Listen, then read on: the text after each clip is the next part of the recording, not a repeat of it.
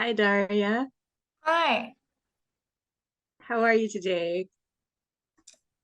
I'm fine. And what about you? Quite good, thank you. It's nice to meet you.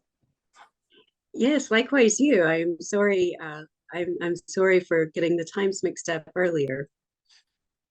That's okay. So let us know your views about the Palestine-Israel conflict history. Um, well, there's been a Zionist movement, a strong Zionist movement that started gaining traction in the 20s and the 30s, and it didn't gain a lot of ground um, until World War II. Of course, the horrible um, the the horrors of the Holocaust gave a lot of legitimacy to a movement that a lot of people had been ambivalent about before. And in addition to that, uh, there had been a socialist, a Palestinian communist party that was a united uh, Arab and Jewish membership that had been quite strong. Uh, when Stalin came to power in the USSR, though, he enacted a lot of blatantly um, anti Semitic policies, and this served to have a dividing effect on uh, on the Palestinian Communist Party, and it split along ethnic lines. So I think that the reason I bring that up is that this this conflict wasn't inevitable. There is absolutely a history um, of unity and cooperation between Jewish and Palestinian, um, Jewish and Arab citizens of the Middle East. Um, but the uh, the way that things happened, the events of the world, and um, the way that the Holocaust was leveraged, the way that the Ottoman Empire was split up by the Western powers, even preceding the Holocaust and World War II, uh, seized upon the Holocaust to create Israel as like a sort of a buffer uh, to keep there from being a whole lot of unity in the Middle East. And the reason for that being that the newly divided Middle East between the imperialist powers, you know, between Great Britain and the US and other European powers, Israel was established there to maintain that balance in defense of uh, the economic interests of Europe.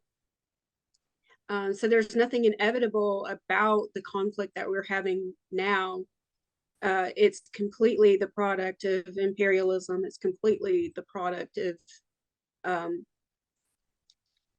very conscious destabilization of the region in defense of an economic system.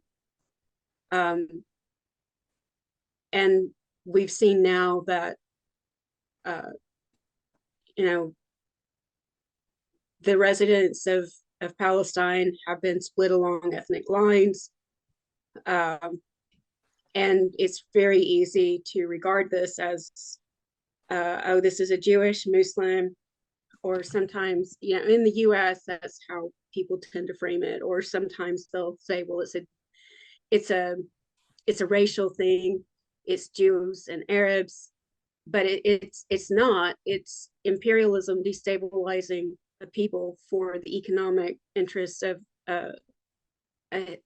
wealth, of the wealthy. And so um, it's having a we've seen what's happened to Palestinians. They've been pushed off of their lands. Their wells have been poisoned. Their olive trees cut down. Their homes invaded.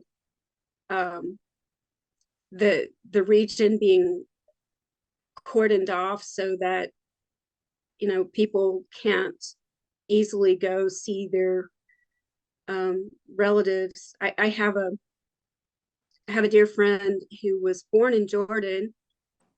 His parents had to flee there from the West Bank before he was born, so he has Jordanian citizenship, but his mother's family was originally from East Jerusalem. When his grandmother was dying of breast cancer, his mother had to sneak back into the place she was born in just to be with her mother. There was no legal way for her to be with her mother in her last hours. So it's an incredible human, an incredible crime against humanity. And it's also having a deleterious effect on Jewish people in the region as well. I've had friends who were raised in settler communities. They were raised with the propaganda. Their parents were wooed to Israel because Israel wanted settlers to um, to expand into Palestinian territories and to act as a buffer. But they realized that this isn't right. The children in those settlements, they are not preordained to be anti-Palestinian. They're not preordained to support genocide, and they are daily at risk because their parents were wooed over and put in the middle of a war zone and given an active role to play in that war zone. So it's just it's a crime of just many different facets. People divided against each other, people divided against their families, people divided against their own human instincts. And then, it's been supported by the United States most prominently.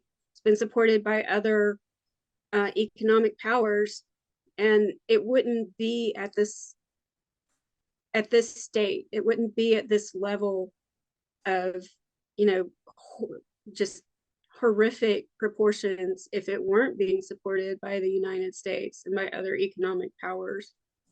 Do you think World War III is possible because of this conflict?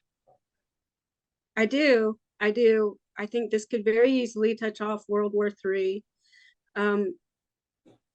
It's the region is incredibly strategic. There's the Suez Canal, which not only links the Middle East, but other points east, from Europe to Europe's ports. As it's a more direct route than any other.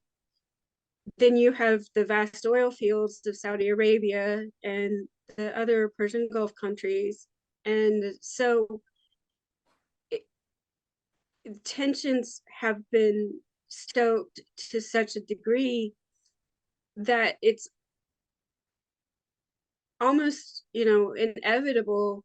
You can't speak about what's happening in Israel Palestine without also thinking about the global ramifications. Yes, I do, and I think that the United States is actively pursuing a world war and using Palestine, using Israel as its touch point, as its touch paper to set it all off. Can this conflict be solved? How do you see the Yes, solution? it can. It won't be easy, but the first thing that we have to do is understand that we're not going to solve it by appealing to the people who have set it in motion. We're not going to solve it by appealing to Biden or any of the other rotten politicians in the US because their interests are fed by keeping it going. We have to appeal to each other. We have to appeal to um, particularly, most especially, the international working class. We have to say, this does not serve our interests. We will not support it anymore. And it cannot be done on the basis of one country or another. A lot of times I see people talking about, well, you Americans, if you would just get mobilized, you could shut your government down. But our government doesn't care about us either. Our government hasn't been listening to us for years. Um, I don't know how many times in recent years in my lifetime that we've had elections that were stolen, or we've had elections where the um, the popular vote was disregarded. Um, so appealing to those people saying, "Oh, please let us have some peace. Oh, please, can we please start to regard Palestinians as human?" That's not going to work. That's a defeatist attitude. You've given up already if you start from that point. You have to start from saying, I'm a human being. The people in this conflict are human beings.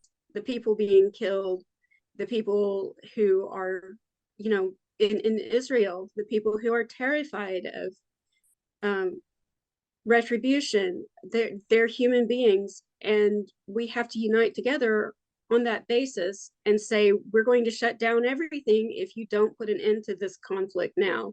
If the United States does not stop funding Israel, if Israel does not stop bombing Gaza, if it doesn't stop bombing other Palestinian territories, we're going to put an end to everything. No more manufacture, no more transport, no more work done on any level. And it can't just be done in Palestine. It can't just be done in the US. It has to be global. That's what I think. All right. Thank you. And do you have anything else to say about this topic? Maybe some of your thoughts or some message to people? Um, I want to say that I was raised. Uh, I don't know what. Have you lived in the United States or?